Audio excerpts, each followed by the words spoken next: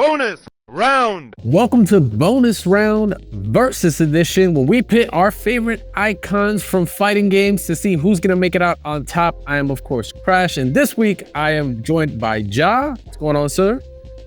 What's going on? Not much. And also the reason why we're having this particular episode, we got Mr. Aaron David Harris in the building once again. Welcome back, my friend. How you doing? What up, though, everybody? How you doing? Glad to be back. Thank y'all for having me back on the show. This is the fourth? This is third or fourth time? Like third or fourth or something like that, but who's counting, right? It's always a good time. I'm appreciative of every time I'm here, man. So I'm ready to get into these. We had that little discussion at the end of the last one we did where we were talking about Joe versus Adon. I said Joe. You said Adon. We got into it and it got me thinking. I'm sure there's some other ones out there that we could probably get down with, and you obliged, so here we are. Yeah, exactly. So it literally went off of just a previous bonus round. You haven't checked that out, one of the many we've had Aaron on with, and we kind of got into a debate. Then he hit us up on the emails like, yo, why don't we talk more about this? And I thought, hey, why not? It'd be fun. So that's what we're doing. So basically the premise of this episode, we got 5 bouts. We got 5 matches that we're going to go through today. And we're each going to have a fighter. I mean, we're going to have a match, but we're going to pick a fighter. And we're kind of going to go at it and see it's like who would realistically win a battle between these two. And we're talking latest versions of the characters, right? The latest lore, the latest version of whatever game, they're in now. In the event that we are just on a standstill, he's picking A, I'm picking B. Ja, judge, jury, and executioner of the game right now. He'll be here to step in and give us his final verdict, and what he says goes. At the end of the day, whoever takes that L has to take that L, and then we move on. I think the rules power are simple, of Ja, right? baby. Yeah, the power of Ja. Power of Ja will progress this show for sure. But yeah, so like I said, we got 5 matches. We're gonna get into it. And make sure to stay tuned for after the show to, for our plugins. So that way you can let us know how we did. Let us know what you think would end up winning by the end result of all these matches. But let's just jump into it right from the first one, right from the get-go. And I don't think this is going to be any less of a match considering this is the first one going, but I thought it was interesting enough. We've got Liu Kang, the original Earthrealm Protector Warrior Champion, versus Kilik from Soul Calibur, Mr. Justice himself, Mr. Righteousness with some baggage, going up against each other. And like I said, these are the latest iterations. So I want to say, I kind of like had to stumble a little bit because I was like, oh man, Liu Kang, he's like a god now. But I'm like, technically, if you played MK1 or at least watched it, because maybe you care about the lore only, he gave up those powers. He is a little bit more toned down from what he was before, right? Like creator of everything and all that. Basically God. It'd suck if Kilik had to just fight with a stick against God. I think that would be pretty unfair. But no, it's a toned down version. But these two going at it, both strong senses of justice, right? Pure souls. They're about doing what's right. But there are some little details there that I think are gonna give the edge to one over the other. So the way we're gonna go right here, I'm gonna count down 3, 2, 1 between me and you, Aaron. We're gonna just say whoever we like, and then you ready? All right, ready on 3, 2, 1. Liu Kang. All right. Okay. All right. That may seem like a bit of an anticlimactic, but there's got to be a reason why, right? Yes, so, Aaron, I want to hear from you. Why do you think Liu Kang kind of takes it over Kilik?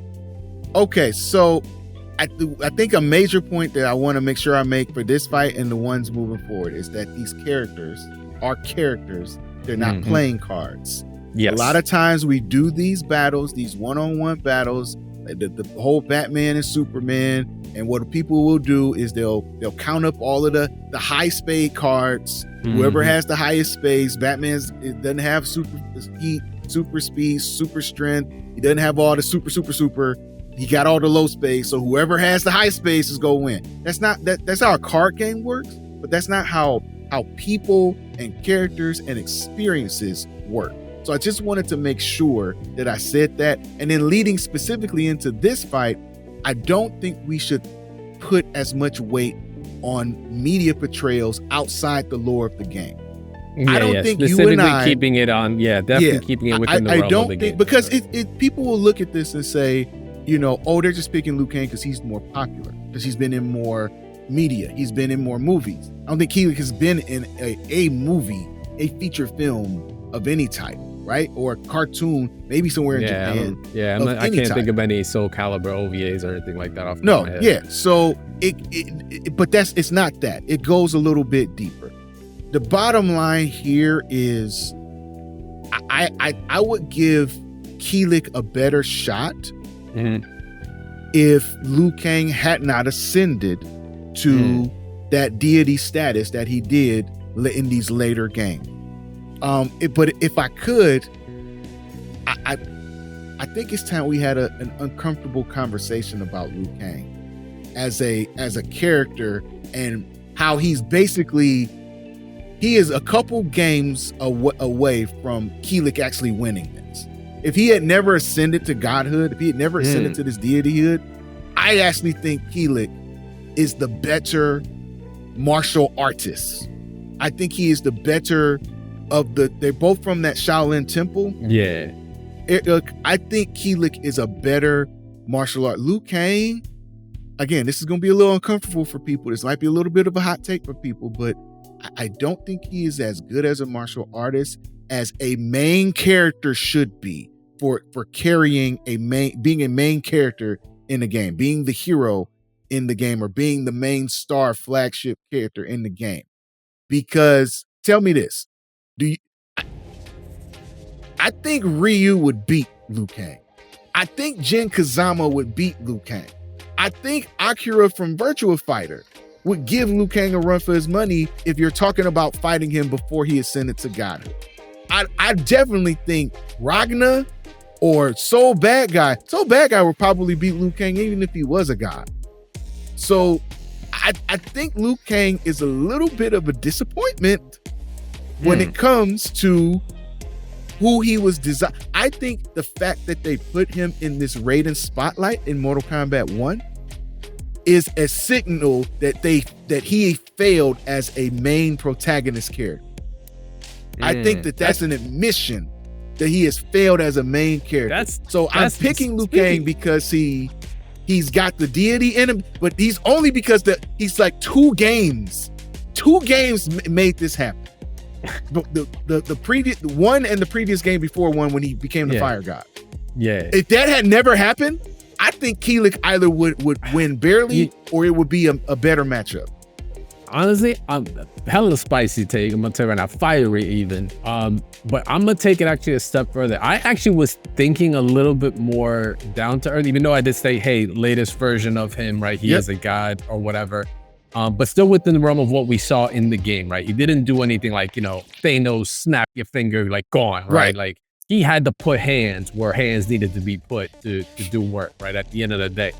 So for me, I kind of took it the other angle where I felt it was because Kilik, though, bringing range, speed, and like you said, martial arts, because he was also a character, even if you look at earlier Soul Caliburs, like I think Soul Calibur 5, he was a mimic character at one point where he was actually copying styles. And it wasn't because of, like maybe because they didn't have him fully like built out in that version of the game, but because he was that martial artist that like he really did learn other styles. Like that was part canonically of what he did, but it's just the bow staff is his go-to. He like struggles though. He struggles with himself. Kilik struggles with himself. He's got deep corruption within himself. Like if you look at canonically the lore behind him, right, how he actually is a bit tainted. Like, so he actually tends to fight to kind of contain his struggle, while as Liu Kang, he just fights with confidence. Like he gives you this. Like when a fighter's doing this, you're already in trouble. I gotta push back a little bit on it. I get what you're saying, but understand, and this is why I was comparing him to other main characters. Understand the gross amount of hand holding that Liu Kang has had from Raiden throughout his entire. He's had a mentor. There's nothing wrong with having a mentor. He had Ryu. Yeah, you can have mentors. Ryu has some mentors. He didn't have people hand holding him and telling him how he was the chosen one. Do this. Go here. Believe in yourself here. He had like Yo, that's the opposite. You're getting put up to a position you don't even know. And they're like, yeah, you got this. You got this. And then he has to be the one to really to really believe that shit. He could easily be like, nah, man, you got the wrong guy. You're like, no, I'm about this. I will do this. But you saw what happened to him. You saw what happened to him in Mortal Kombat 9 when when Raiden kept telling him what to do and people kept dying when he would do what Raiden's telling him to do. And he's like, Raiden, people keep, why are you doing this? And he finally cracks. Eventually he broke out though. He said no, he wasn't if he wasn't so single-minded that he would just go with it. He saw the effects, which he was right because Raiden was wrong in the decisions he was making at the end of the day. It wasn't until Raiden made the big epiphany that as to who he meant was supposed to win with Shao Kahn. Liu Kang was already out the conversation. He's like, you have gone nuts, bro. Clearly you're not listening and this relationship is only going one way, so I'm out. Yeah. Jai, you got something you about to throw in here? No, I mean, I was just gonna say, I see what you're saying, but those positive affirmations he gets aren't throwing hands. You know what I'm saying? A positive affirmation isn't punching girl in the face. Yeah. No, but he says, you got this. And he looks at his hands. He's like, you're right. I do got this. The strength of mind to be able to, everybody needs help. But at the end of the day, Ryu does not have a Raiden in his life. Jin does not have Kilik, as far as I can tell, does not have a Raiden in his life like that. Yeah. He's got friends. Kind of. He's got mentors. Friends. Yeah. He don't have God, lightning God daddy telling him you're the best ever. And that you know what I mean? I'm also putting in perspective though. He had that, and yet he still got murdered. Between the two, one of them has died. and they also had someone having their back, and he still died. That's why I'm saying, I'm just saying, we got a consensus. Lou wins. Yeah, Lou wins. Lou still wins. But you think he's a bit carried though? You think he's a bit more carried? I think he's carried. I think he's a little. I guess the word is overrated. I just think he, as a character, has failed as what a protagonist should be. Scorpion is way more of the Mortal Kombat flagship than him. I'm plus a million to that because I think Liu Kang's trajectory was so straight and narrow. There's complexity behind someone like Scorpion, which hindsight is technically the mascot for places like NRS, right? Who's on the logo when it comes to that game? It ain't Liu Kang. No, it's not. And so that's why, again, I also just want to make sure it's not a media bias while I'm picking him. It is solely because the last two games, he ascended to not just, he got better as a martial artist and would beat him. He ascended to levels that, a boss battle of a Soul Calibur game would have ascended to, know? And Kilik is not the guy to routinely defeat that level of character. I'm not saying he couldn't. If you're telling me not, if this is like a 7-game series, Liu Kang's got this. It's too much. So that's where I'm at. If I were to give it a final number, I say 70-30. That's what I give it. I give it a strong 70-30 for Luke. Yeah.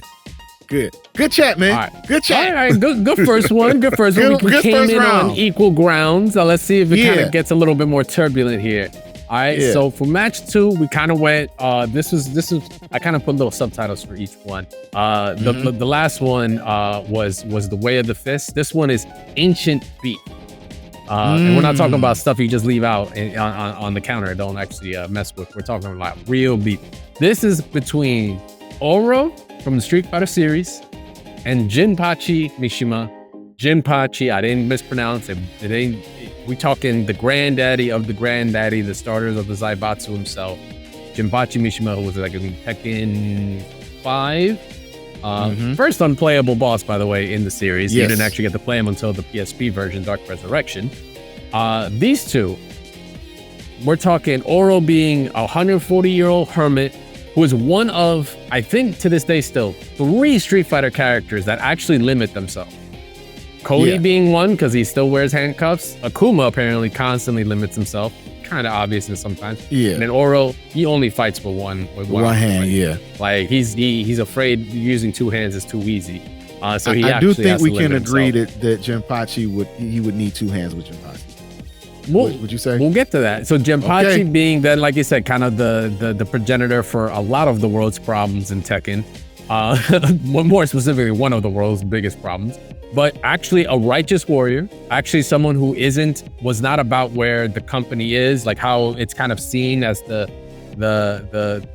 actual corporation Heihachi actually owns it all, was not what that was. Jinpachi actually was against the militant. It was more about being an industrialist and such, right? This is all like lore from like World War II and stuff, like when it all started. Mm-hmm. But unfortunately, it got taken over, hostile takeover by his son, Heihachi, and he was locked up under a temple for like, I don't know, 50-some years. Supposedly starved to death. Spoilers, not really. He showed up in Tekken 5 to put hands and get back what he lost. But these two are still characters that time just cannot touch. It does not affect them. They are just as deadly, if not maybe more, as time goes on. Let's see as to who we think is gonna take the dub. Are you ready? In 3, 2, 1. Oro. Yeah. Damn. We gonna. Yeah. All right. This ain't scripted, guys. I swear. Yeah, it's not. But I want to say it's pretty close. It's very close. Okay. I started off the last one. Do you want to start off this one or? So, Oro being canonically one of the strongest, also Street Fighter characters that obviously holds himself back. So just keep that, to pace. I say like Oro is. So for one, being older and just the act of what he knows as to like balance when it comes to fighting, like like your intention, like the killing intent versus the ability of like that goal, that like kind of limitless like aura that like a martial arts of like knowing nothing, just like you just go with the flow, right? You kind of see things in like other media, like UI Goku and stuff like that, like where you don't think, right? You just do, right? Your body just does that. You just know what to do and you just react. I think Oro has that into such a sense because Jinpachi is just straight, raw anger. Like he is just anger, justifiable bloodlust at this point, and revenge. That's all he is. And like, right, you see it in what he eventually becomes, right? Gets consumed by a demonic aura and he actually does transform and becomes this freaking monster. But it's out of just that raw rage and anger. That, if we were to look at any kind of fighting game lore, historically can only get you so far, unless you're like in this like very, very, very, very, very, very low percentile of characters like your Akumas and such that like can get away with just being that, because ain't nobody can step to you. And those that do like have to be so badass, like they don't last long. Oro, I think, transcends that.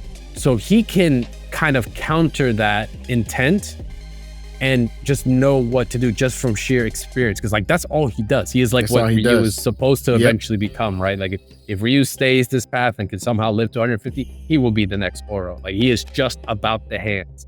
While as Jinpachi sure has definitely martial artist and has that background, but in what his most powerful state has just been due to just like an emotion. It's just raw anger, and that's all that's really built out of. So I think Oro can deal with that because he's historically has dealt with it, because he has fought like Akumas and ogres and demons and stuff in the past. So I'm like, it's not too different from him. And I just don't think Jinpachi is just as much of a threat in terms of martial arts too, like in terms of technique. To Oro as much as like what Oro is. So before I get into mine, do you think Oro would use both hands? Do you think he would need both hands? Or you don't think he would? Because I want to say no. I don't. Oh my! I don't think you don't think he would need both hands. So. Nah. Then I don't think you can say just barely. Then that's the thing. Like I think if you're saying that he's not going to use both hands, you can't say just barely win. Like good point. I'll give you I'll tell the number later. If I was to go off that logic, then I'll give him the both hands. Then I will give him the both. If I'm going off the logic, if I look at my number, you're right. They would have to be. I think he would need both. Okay, I see this. I have Oro winning too, obviously, but I have a different perspective on it. So it is like sort of a battle of the elders, but it actually reminds me a lot more of what we talk about with Ryu, you mentioned, and Ken, where Oro has devoted himself completely to his craft, but Jinpachi started a business. Jinpachi started a family. Jinpachi has had life experiences that are much more well-rounded.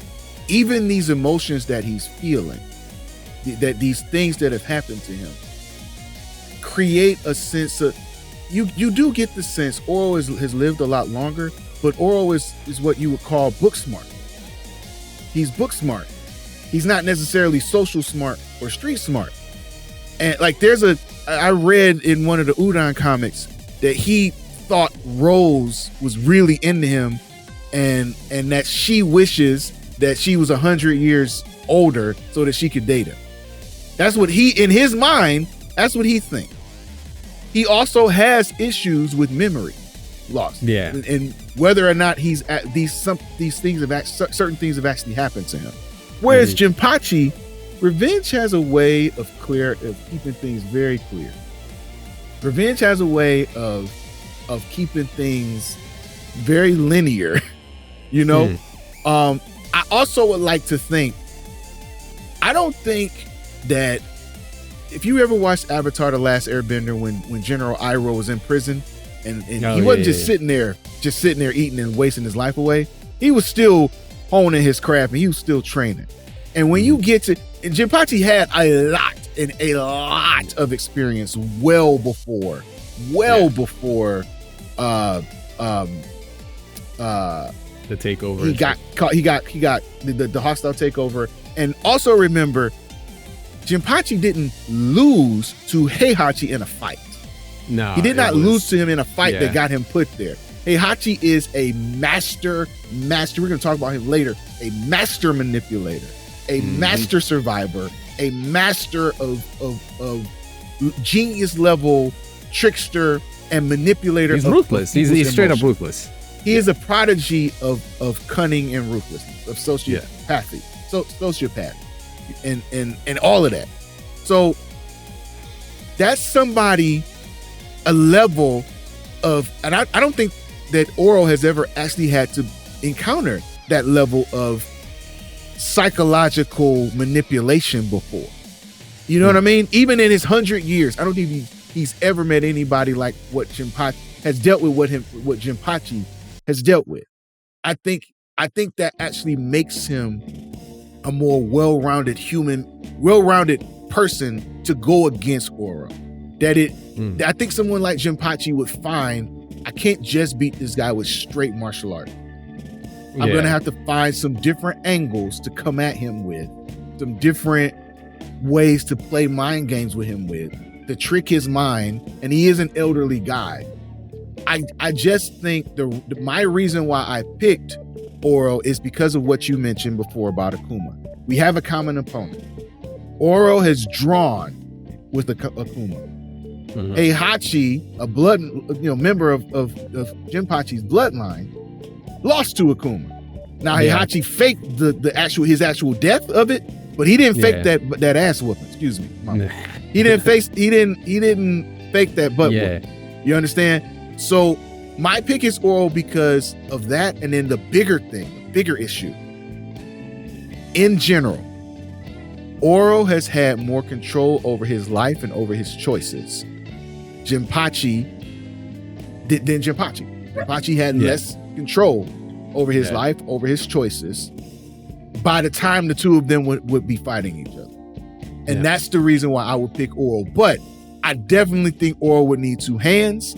I definitely think Jinpachi, we can't discount his other experiences before he got locked up.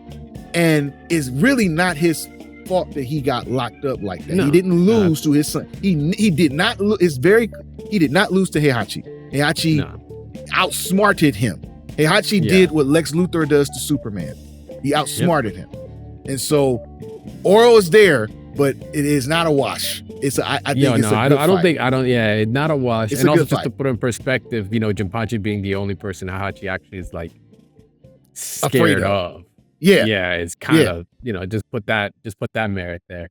So for between Jinpachi's like raw like demonic might that can like literally like I think we've seen him like destroy mountains and such. I think it's like Oro's mastery of like mind, body, like because he's a constant, he can levitate, he can do all these like very superhuman things like without thinking. Like I think that harmony is what gives him that edge because he can deal with it. It'll be close, but I think that's what gives him the edge, which is why I went with Oro. I went with it on a final score 55-40, like that close. Okay. That is like a pinky. That's like a pinky or two, maybe 9 fingers, not even the whole 10. 10 would have been maybe too much. No, I can accept that. I couldn't accept him not using both hands. I see. I got you. Mishima, somebody from the Mishima bloodline, he needs both hands. He needs them. All right. Plural. All right. So as we go into our third match of the night, this is going to be a little bit our halfway point, but it's going to be a little bit more interesting. We went with a 3-way match on this one. I can't actually even remember why we ended up with the 3-way match. It's just like it's because we initially wanted a tag. It evolved into this. That's what it was. This one's called the Bombshells. We've got Nina Williams, got Sonya Blade, and we've got Cammy. What is Cammy's last name? White. It's like Cammy White. Cammy White, right? Yeah, I was like, it's White. I believe it's Cammy White. Okay, yeah. Cammy Somebody White. will correct us in the comments, but yeah, it's Cammy White. So those 3, free for all. This isn't a tag v tag or anything like that, so it's just 3 on that. So we have at least 1 and 3 that we might get it correct together at the same time. We might pick the same ones. But we'll break down as to who kind of will sit where, like first, second, third at the end of it. All right, so let's do it in 3, 2, 1. Sonya Blade. Okay, we are at an impasse. We're finally at an impasse. Sonya Blade. I said it. I said it. All right. I said it. Sonya Blade. Well, since you want to hit with this, all right, hit me with Sonya. And it hurts me to say not Sonya because I played competitively with Sonya when she was the shit in MKX. Shout outs to the Demolition variation. That was my ish. But why is General Blade taking the dub? Okay. So the way I'm kind of thinking about it is you put these 3 in a forest. Who comes out the forest? Right? Once you make it a 3-on-3, you're talking a lot less about who's the strongest, and you're talking more about who has the most strategic mind to step out of that forest, to be the surviving one out of that forest. So let's take a look at Cammy. I think you picked Cammy, right? Yeah, I went with Cammy. So Cammy, I think we could say Cammy is going to be the strongest and is going to have the most powerful moves. But moveset for moveset, who leaves themselves more open out of the 3 of them? With those spiral arrows and spin drive smashers, who leaves themselves who takes the most risk to land those attacks? Real life ain't got frame data, man. We're not going off of frame data here. Like, how fast you have to be spinning in the air like that? All 3 of them are going to be very fast. All 3 of them are going to be very fast. This is a very tough match because they are so similar. Fast. I don't think you can talk trash I don't think any 3 of them is going to talk trash or get inside each other's minds. I think if I was just there as a bystander, I probably couldn't keep up with like what all of them were doing and what was happening because they're moving so fast, and they probably wouldn't even be making a lot of grunts or noises or screams or anything because they all are really good at the strategy and adapting to their environments, and they're all good at it. But I think Sonya has maybe not the strongest moves, but she minimizes the risk that she takes when she makes a move. Her moves are not predicated on being able, both Cammy and Nina, their moves are a lot of their really strong moves are predicated on their ability to either get close or grab you and do an intricate sort of chain of things to break you down and break your arms and break your body down. Sonya's moves aren't necessarily her she's got a couple of moves where she can do that, but her moves aren't necessarily that. The other thing I could see happening is because Cammy is going to be, I would say Cammy again, she's the strongest person there. I could see there being a temporary alliance at some point, because that's what happens when you have threes.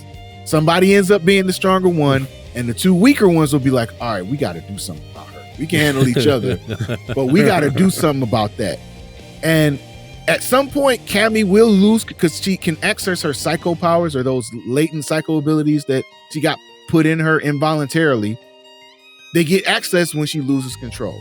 At some point, she's going to get hit the wrong way, kicked the wrong way, punched the wrong way, and it will access it. And the two of them, Nina and Sonya, will go look at each other like, all right, I don't have to like you, but it's clear neither one of us got what she got. So we gonna have eyes glowing? Yeah. You see that? We gotta fix that. We're gonna have to do something about that. And I don't think either one of them will have the ego to say, I don't need your help. Neither one of them would have the ego. You don't think Sonya don't got an ego? I don't think they have an ego enough. I don't think they have enough ego to say, I'm gonna machismo and do this by myself. She has a trust issue. Exactly. She doesn't have that's a difference between ego and trust, though. And then my main point. Trust Nina? Here's my main. Well, she don't. Again, when you're in survival mode, if somebody's coming at you with psycho power, and then here's my last point. Here's the common denominator among all three of them. This is my strongest point that I have. The common denominator with all three of them. All three of them at one point in their careers have been captured. Sonya had been captured by Outworld. Nina had been captured by the Mishima Zaibatsu. That's how we ended up with Steve Fox, because they was messing with her ovaries. Cammy obviously got captured by Shadaloo. Yeah. Of the three who had been captured, Sonya is the only one whose mind has not been tampered with. She is the only one who's going to walk into that forest. If it's a forest, she's the only one that's going to walk into that forest with no experimentation baggage on her mind. Nothing that's going to flash in her mind about her being previously. You know that's going to happen with Cammy at some point. And Nina walks around with that damage. It's not something that just flashes. Her trauma is part of her personality. She got problems. She got problems. I think the Williams sisters definitely got issues.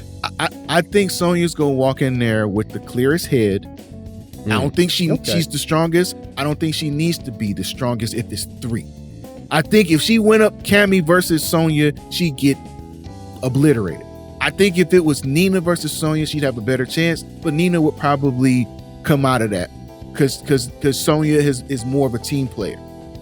But if you're talking about a three-way match, I didn't come to this epiphany until after I start doing my research on all of this.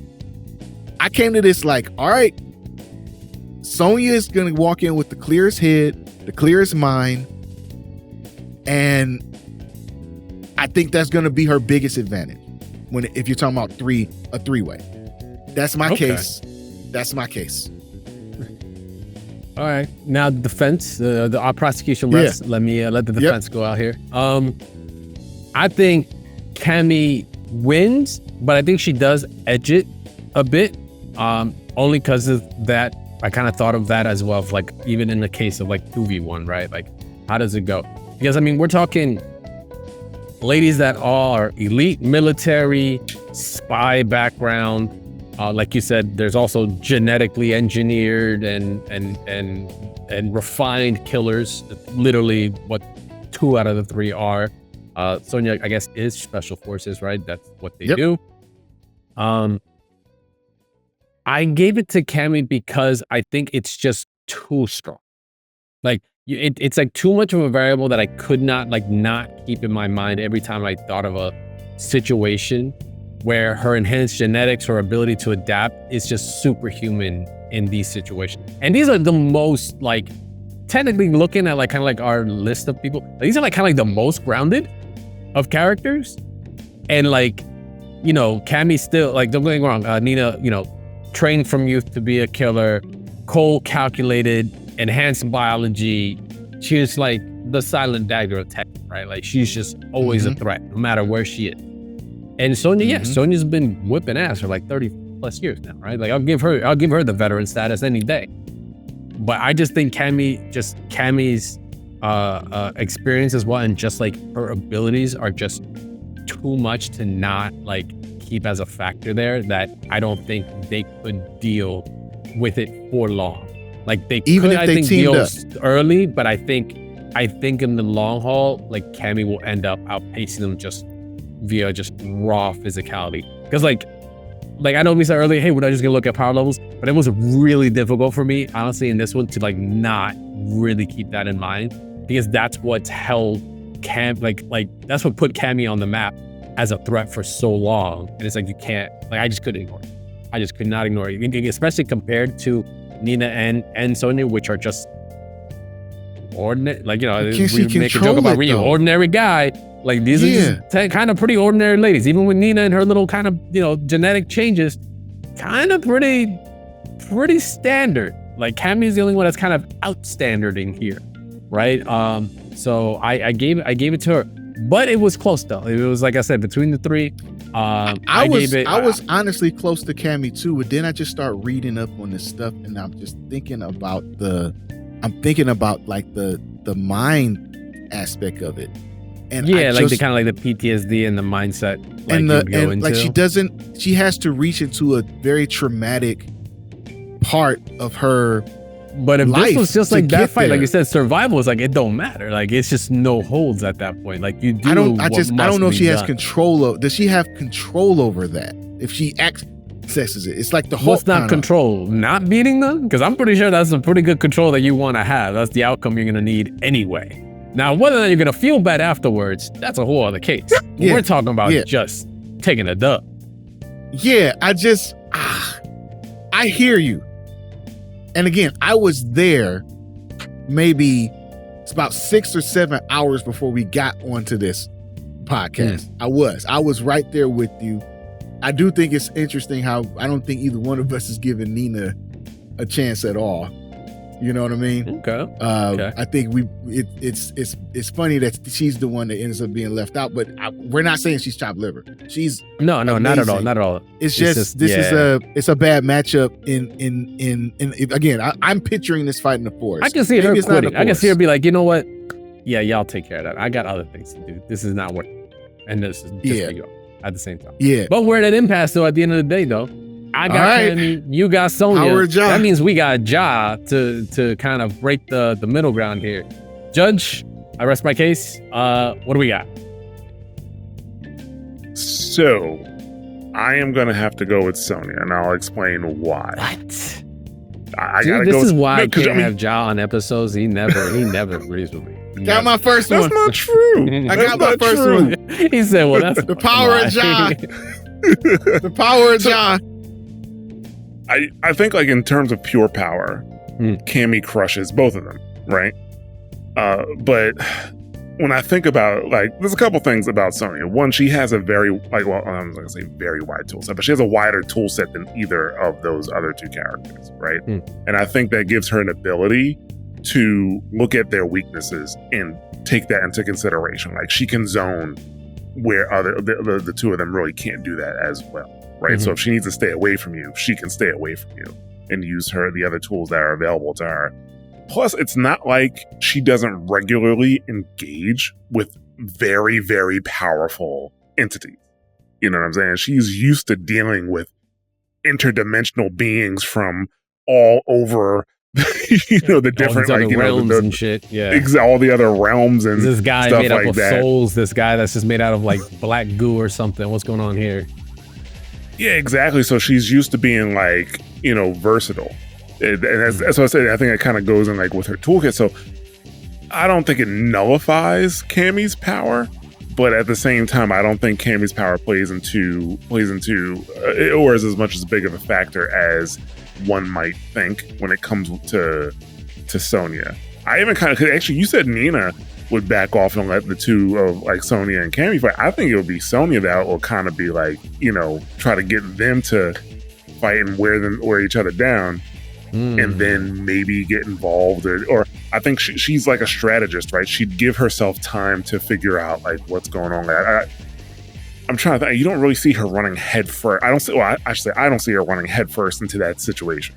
Nah, she's a general for a reason. She's the one ordering the troops around. So, right, yeah. Yeah. Okay. It just goes into the, and by the way, Sonya is not without the ability to do some superhuman stuff. I mean, she's kissing people and setting them on fire, kissing them and making people throw up, kissing people and making people's brains spill out.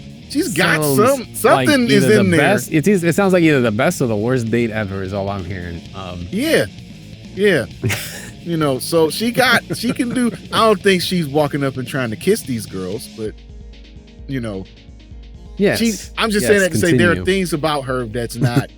She's not literally just a blonde woman fighting. True, like a blonde soldier. She does also, you know what? The gadgets also do play a big part. She's had plenty of tools over the years, so can't ignore that. But she would out gadget Nina. She would out gadget Nina. Nina has gadgets too, but she would out gadget Nina. So Judge has spoken. Sonya ends up taking the dub, and with that, Aaron takes the first point of the night. Even though we've had stalemates all night, it's okay. I still got a chance. 2 out of 3. I actually have to win the next 2 in order to win this. It's not really a competition, but now it is. Yes. So our next one, 4th match of the night. This one being called Tragic Comedy. We've got Peacock from Skullgirls.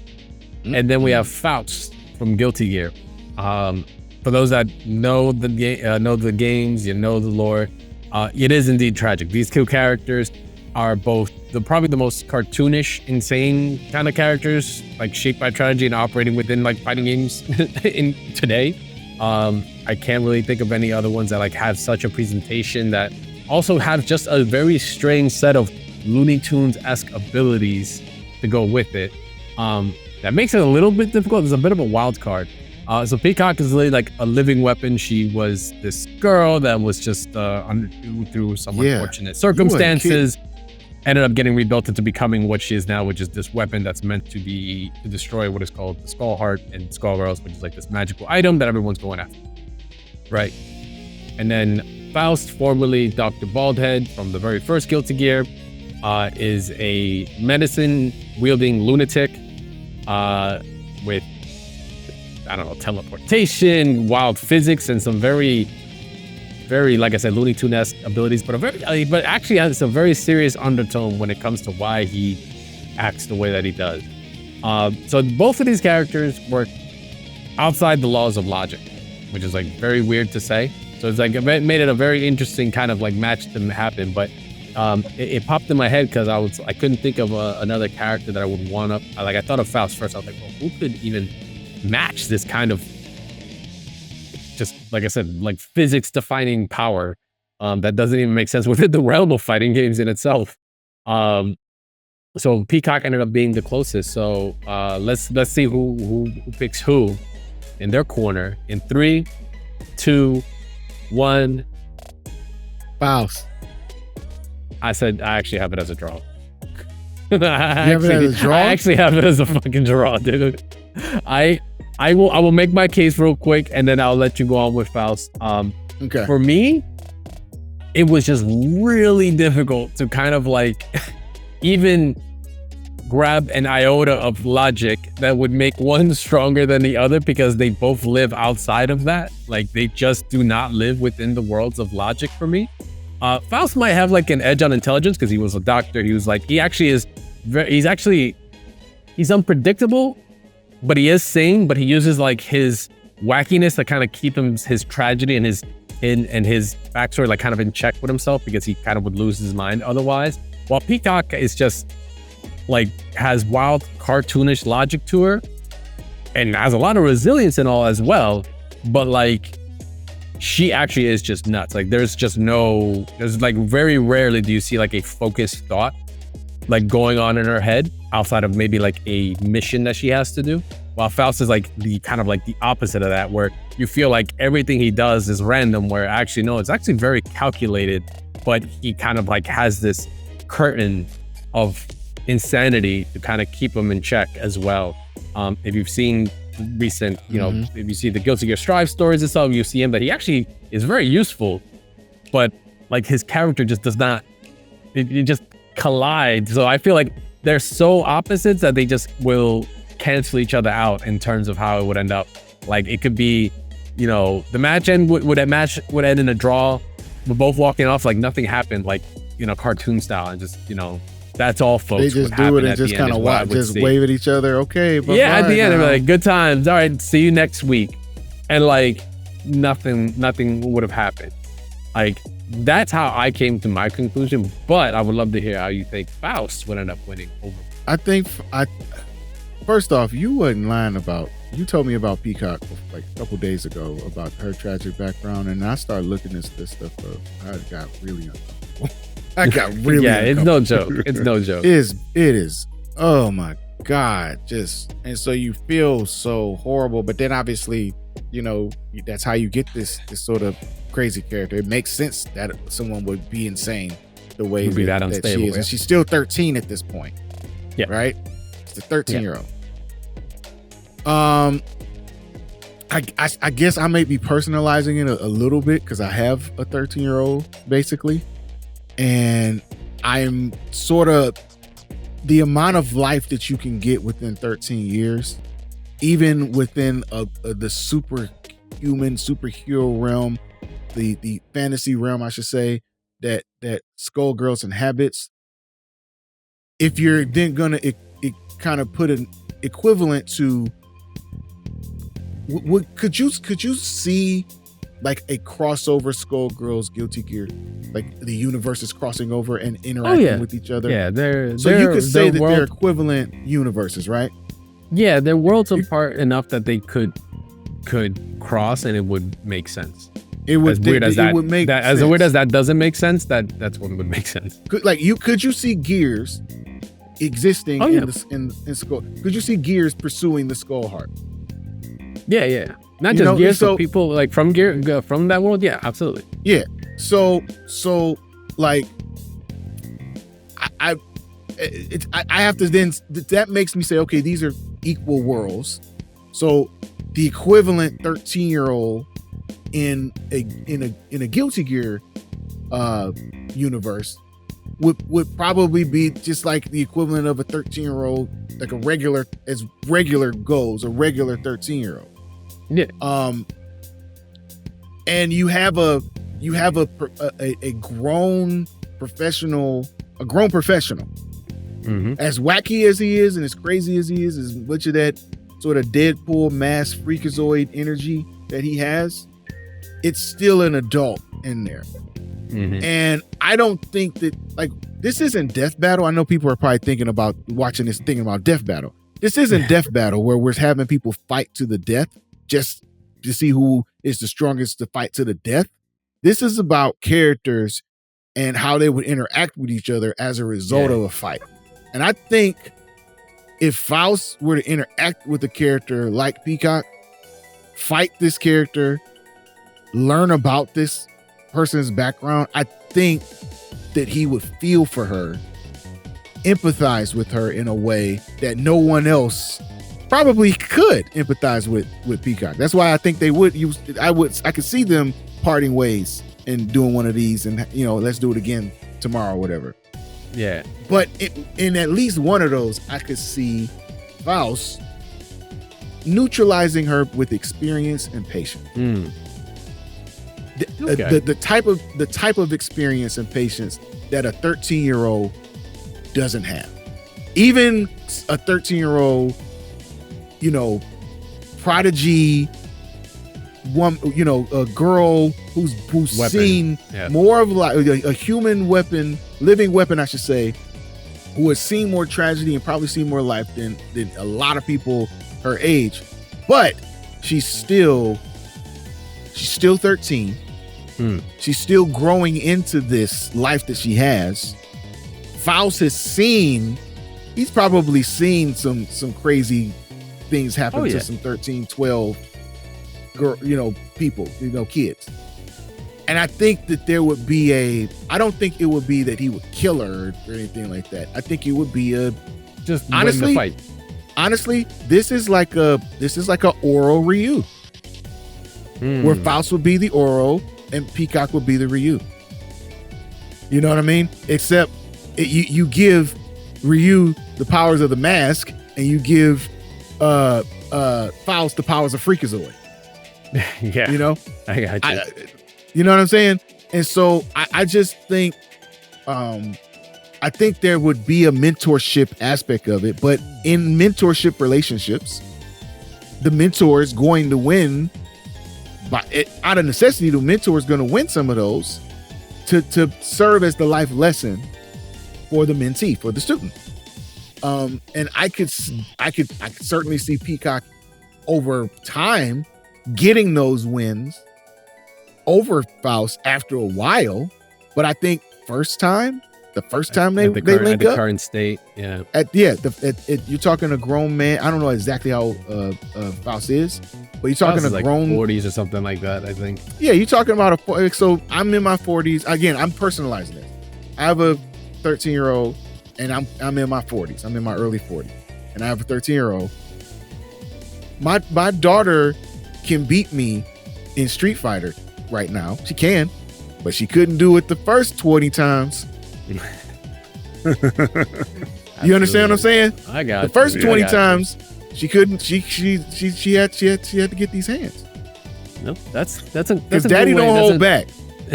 Daddy don't play that. Oh, you. I'll let you. I don't play that. Participation, baby. You did great. Yeah, I don't. You can participate in these hands. Rated E for everybody. Yeah. Yep. No, but no, actually, that's a great way of framing it. Also, because of Faust's background, right? Like what drove him insane was unfortunately a loss of a child, of a girl that was very young. Like he could maybe even see it as that 13-year-old, and that's kind of like where he might see where he could be the most guidance at, and see it more as a mentorship thing. Absolutely. That's actually a really great way of framing it. Didn't think of it that way. I went more on the illogical logic of it. Yeah. But I could still see Faust winning, just like you said, just sheer of like, if we look at them as the same, she's still a 13-year-old. He's still a more experienced. And it's birds of a feather. Life. It's birds of. Yeah. This person would understand her. Faust would understand. Faust would be the one person to, after you getting them hands, put the arm around her and say, "Hey, man, you cool. I like you. I get you. I vibe with you. I rock with that. Crazy, weird. Look at them weird arms you got, and them cute little knives that'll cut somebody up in a million pieces. I like that. Come on by. I'll barbecue some stuff up for you one day. Hey, you can borrow my giant scalpel. That giant scalpel. Yeah, exactly. Yeah, I'll let you borrow this. I think I would like watching this fight, and I would like watching the end and watching them. Like, I think it would be with two characters of this sort of tragedy. I would love to see them do the fight, and then once the fight was over, it would be a really great moment, like handshake moment. That you would feel good. It would be like, this was weird, but I came out feeling good. But I think Faust would.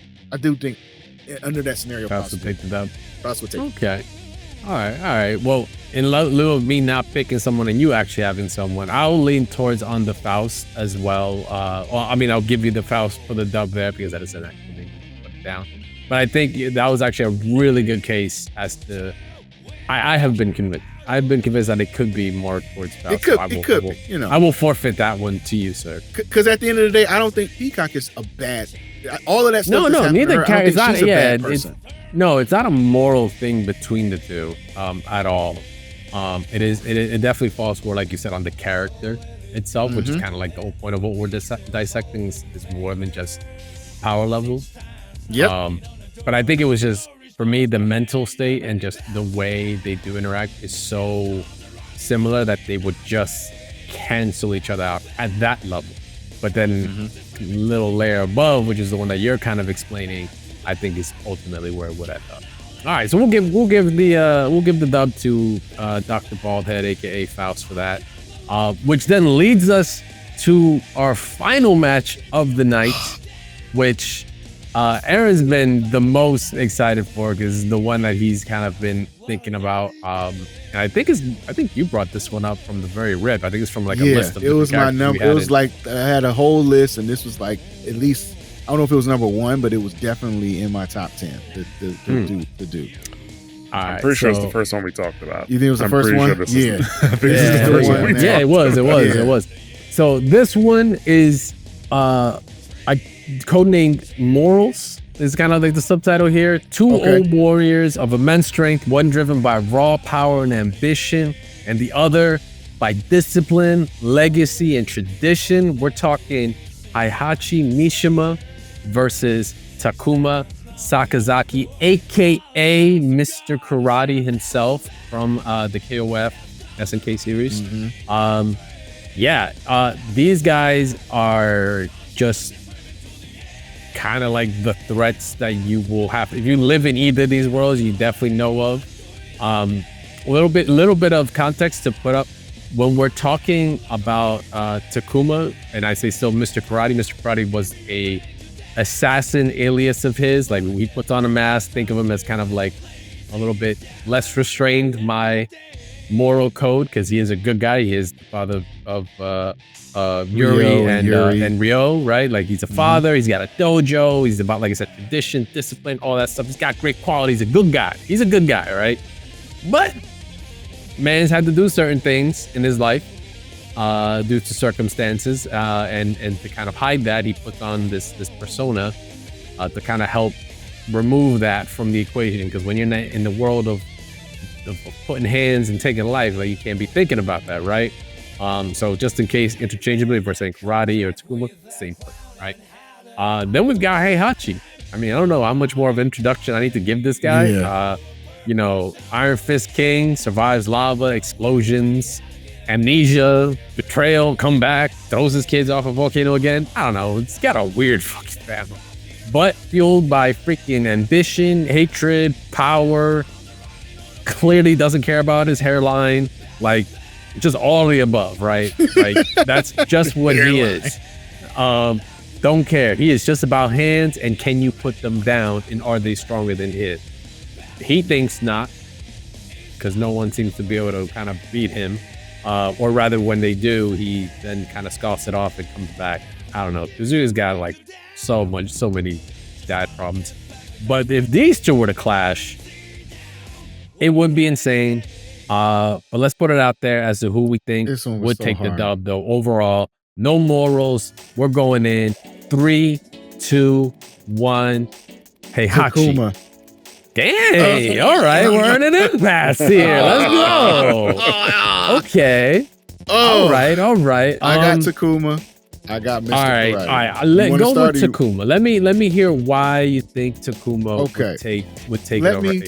Okay, let me just lay out. This was so hard. I love both characters. I love them so much.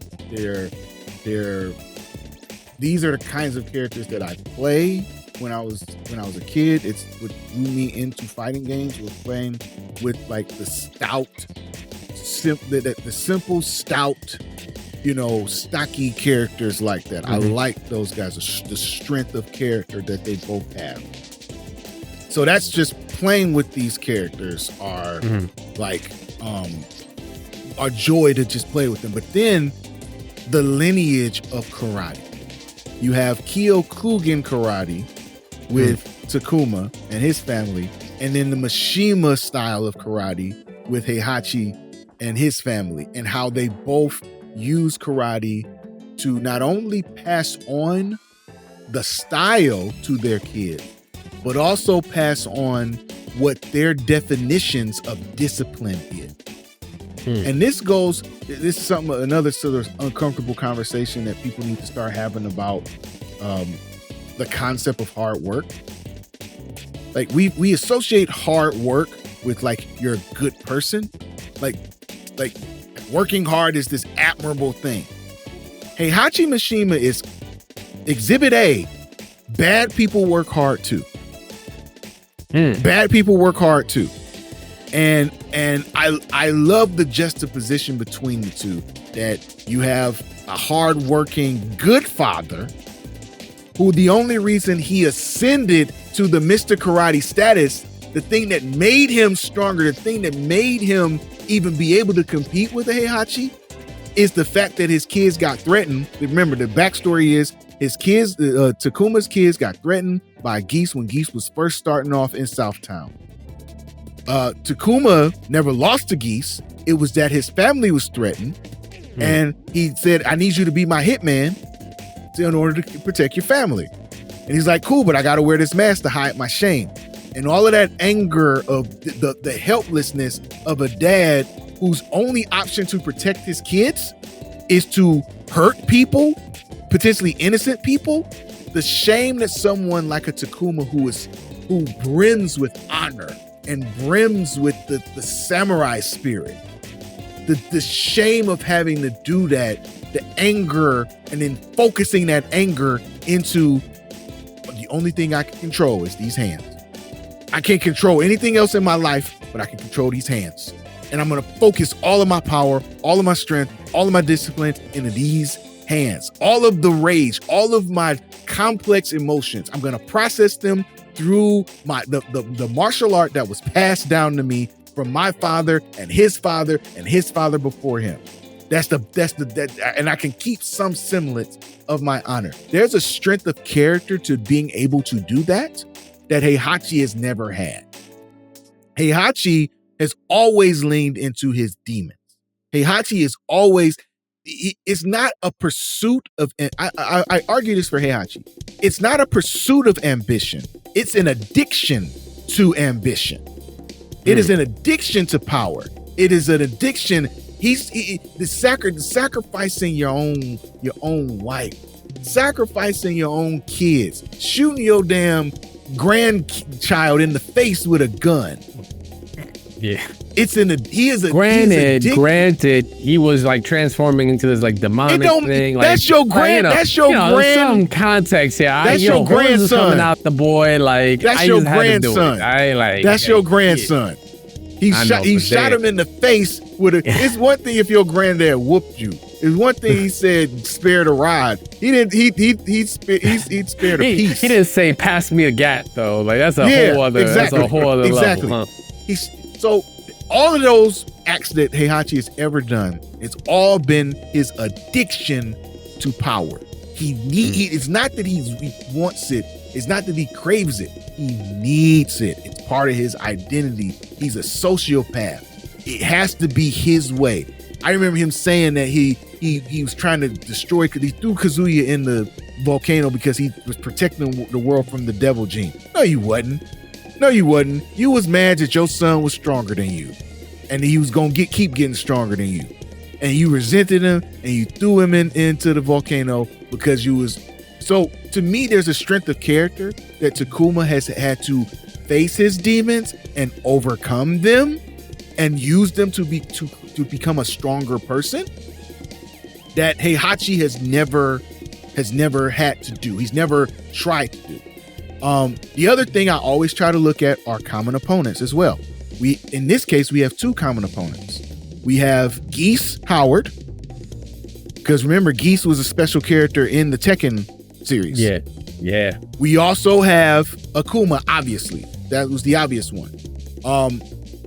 Heihachi went up against Akuma and lost, but he faked his death. He lost the fight, but he faked his death. He pretended to be dead, so the freaking raging demon guy would leave him the heck alone.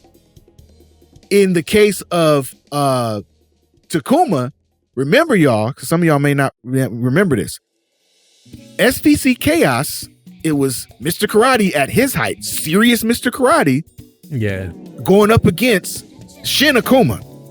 Okay? And to all of my best research, and maybe somebody else, online, comments, whatever, feel free, to the best of my ability, that fight was a draw. Neither one of them came out an actual victor. So you got one guy who lost to Akuma, another guy who drawed with Akuma, drawed with Shin Akuma. So, and again, the bottom line is Heihachi is the better survivor. but Takuma is the better martial artist. That's where I will leave it at. So I don't think Heihachi would not mind losing if it means surviving, which is what happened with Akuma. He would not. True. He will take a loss to survive. To fight another day, right? Those who fight and run away live to fight another day kind of deal. No, I'm tracking on that. I'm on the other side of it though, because like you said, like you kind of stated earlier, he is the better survivalist. Like he will find a way. But I think also the component that you said about Takuma and just like that chain that he has to wear the mask, like that's something that then is in his mind when he puts on the mask, right? So that's always there. Heihachi is not above exploiting in any way. If we're talking a fight where someone is gonna walk out, right? Someone has to walk out. I edge it to Heihachi because even though, in a rule-bound fight, like if there was like specific rules to it, I think Takuma just wins in a rule-bound fight. But this is just a straight up in like fight. a karate style kumite with points. Exactly. Scored. If it was a Olympic straight style up karate. fight, though, Yep. Exactly. Whether it's using environmental hazards, whether it's feints, like I said, psychological warfare, anything to kind of like stir any kind of hesitation, any kind of doubt, anything that will make those like very honorable strikes that Takuma would make to not feel like they are fully there, Heihachi will exploit that. And then still, that doesn't even count, his technique and his ability, right? Like Heihachi's no slouch, like you said. No, this would be a great fight. It would be an insane fight. Great fight. I think Heihachi also is like it's kind of time and time again, it's been kind of proven, he refuses to stay down. You can throw him in a volcano. He's a cockroach. He will lose his memory and still come back somehow and be like about it. Like, it does not stop with him. It's relentless. Akuma can come and beat him and he will come back stronger or trying to figure out a way to then not get knocked down again, right? He is willing to cross lines that Takuma is not even going to consider to win, right? He'll throw his morals away. Betray father, wife, son, allies. Doesn't care. If it's a fight to survive, no holds barred, he will go to those levels that Takuma won't. And I think that's the key part that as he's mastered over and over again in however many iterations of Tekken, however many Iron Fist tournaments he's been involved in, he clearly is a master at. So I think when we're talking at that level, that's where Heihachi will just, right, like Takuma's spirit might like win. Like his spirit might win, like he might like go down and he'll know he did it honorably, but like Heihachi will be the one walking out. It's how I see it. I mean, like I said, you make a compelling case because I said Heihachi's the better survivor. Heihachi is the better survivor. But I think in this case, surviving is going to be what he did with Akuma, which is faking his death. Again, which he is not above that. If he's catching hand again, my case is the common opponent is Akuma. Heihachi lost to Akuma and faked his death. Takuma, unless it's again, I could be wrong, but I looked. It appears that in SVC Chaos, that was a draw. And if that's the case, and honestly, even if it's not, I still feel like, I guess I'll be full disclosure. These are two completely different approaches to fatherhood, two completely different approaches of passing down the knowledge of family to children, to generation. And I just really, really want to believe that the person and the strength of character, the person who is a good person, goes through some bad times and then comes out on top and then uses that to his advantage. I want to believe that person would triumph over the sociopath. I want to believe that person would beat him, not kill him. You know what I mean? If this was Death Battle, I might have a different answer. If this was Death Battle, I might have a different answer. But if we're talking, again, if this was Death Battle, Akuma should have beat him, and he didn't. You know what I mean? Akuma should have beat Heihachi, but he didn't.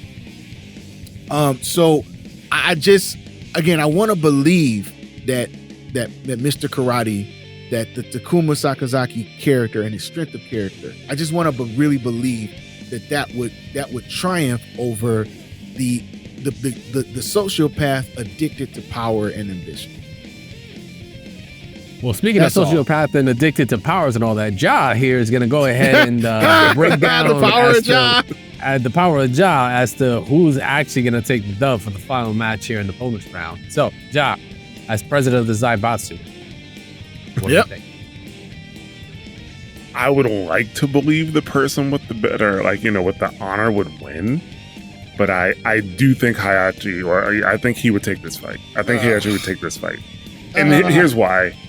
I think one, and I kind of, one common thing is he talked to me about ultra powered people fighting. I talk about endurance a lot, like how much can they really take? And I think Heihachi has higher endurance, right? And then when you combine that with his, exploitative nature and his ruthlessness, I think he comes out on top. I think it's super close, but I do think he comes out on top in that fight because of those factors.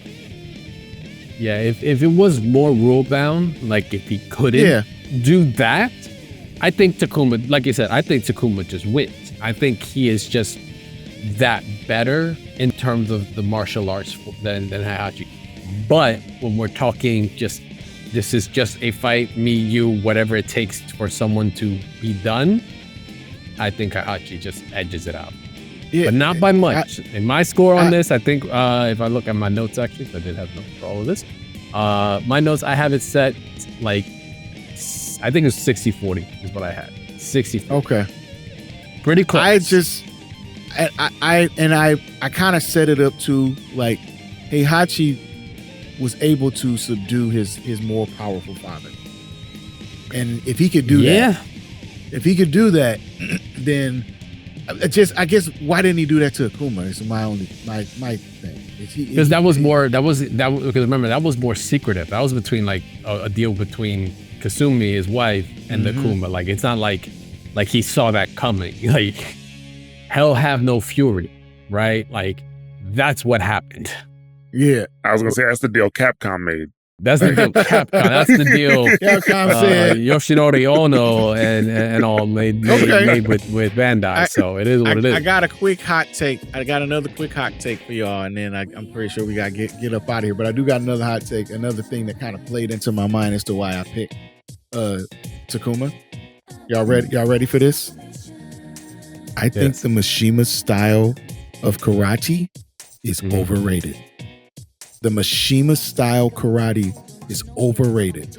I mean, once Reina said she kind of learned it from watching the equivalent to YouTube in Tekken 8, I was kind of like, I'm done. I was like, word, Wind God Fist is like a YouTube tutorial? Sign me up. I was kind of a little bit over it when I saw it. What I'm saying is, if you really think about it, everybody from that bloodline who has learned that style, all of them have been enhanced in some way. Like Kazuya and Jin are both enhanced by their devil gene. Yeah. The style itself. Those Jinpachi. Technically, Heihachi is the only one that's the rawest one. He is the purest, actually. Yeah. And he's strong.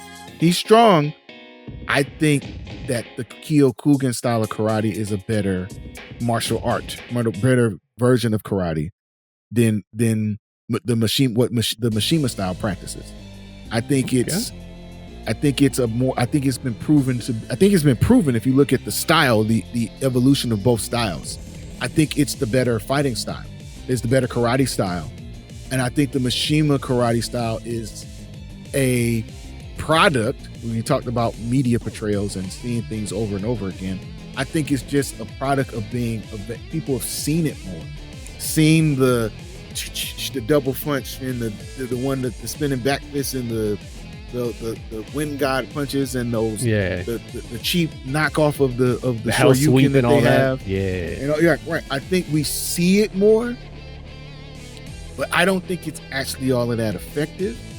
And I just think Takuma would have walked in there, like you said, from a martial arts perspective, he would have walked in there with a decided advantage just based on the kind of karate that he's doing compared to the Mishima style of karate, which I think is a little bit, I think it's overrated. So, but I can definitely, I knew that I kind of had a feeling that I would end up losing this one because, again, I said it before, Heihachi is the better survivor. He's a great martial artist, but he is an elite level survivor. Yep. He's an elite level survivor. So I can handle. So does that make us tied? I think you're on a dub. Actually, 2-1. I think it's 2-1 to you. Yeah, where were my two? I know I got the Cammy one. You got Sonya. Yeah, you got Sonya. I got the Sonya one. Faust. And what? I conceded a Faust one because mine was a draw, so I couldn't really throw one out there. So you win that one. Y'all ended up. Yeah. I don't know that is. You take that as a 2-1. It's fine. Okay. It's all good. All right. It's all good. Ja, I'll Venmo you the $20 for that last one. I appreciate you. But that is gonna be it for the bonus round. Who do you think did we get right, and who do you think got robbed? You guys gotta make sure to let us know. Hit us up on the comments, tag us. You can hit us up even on our social medias as well. Let us know. Make sure to follow Double Tap at Double Tap FGC on all social media platforms. If you like talking fighting games, hey, we got podcasts every 2 weeks. It comes out new episode. Make sure to check out what's going on there on everything in the FGC, from tournaments, game releases, DLCs, matches, and guests. That's where you want to be at. Make sure to go follow Ja at Josh Damas on Blue Sky. Yep. On Blue Sky, you can follow me, Crashtag at Crashtag Versus, or at Double Tap FPC. I'm using behind there. Like I said, on any of our awesome social media platforms. But make sure to follow our awesome guest, Aaron, as well. What are you getting into, sir? Where can they find you at? Let us know. So that way they can tell you, damn, you took the loss for that Heihachi. Man, that sucks. And then or you're crazy that you pick Sonya. I'm sure that's what the one I would probably hear the most. maybe. That actually might be a controversial pick still. Yeah. It is the official drop, the official release of season 2 of the very reason why I ended up coming on the Double Tap podcast in the first place. That is Tales of Fists and Fireballs season 2. Award winning, sir. I gotta correct you. Yeah, you're right. No, I gotta start Podcast Academy Award winning, the season 2 of the Podcast Academy Award winning Best Fiction Podcast, Tales of Fists and Fireballs, an audio fiction podcast inspired by all of our favorite fighting game franchises. I've had the QR code right here. If y'all wanted to scan it and do whatever you need to do with it, it'll take you right to the Spotify link. So you can follow me at any time at Aaron David Harris on Instagram. You can also visit me at my website, that is at www.adhx2.com. I'm a pretty friendly guy. Reach out. I'll reach right back out to you. These next few weeks, I might not be able to get right back with you because I got some crazy stuff happening. But I'll hit you back up for sure. All right. But yeah, thanks so much for having me. No, Aaron, thank you. It's always a pleasure to have you on, man. Once again, guys, let us know what you guys thought about the episode. What do you think of the results? If Aaron was right, probably not. He was probably wrong on a couple things, but it's all good. Let him know. Make sure hit him up on the comments. Let me know if I'm right and where I'm also clearly wrong. Ja's never wrong, so you never have to worry about commenting on that. But make sure to hit us up. Appreciate y'all for staying tuned for this on this episode. I appreciate y'all once again. Until the next bonus round, make sure to follow Aaron. Until then, see y'all later. Peace.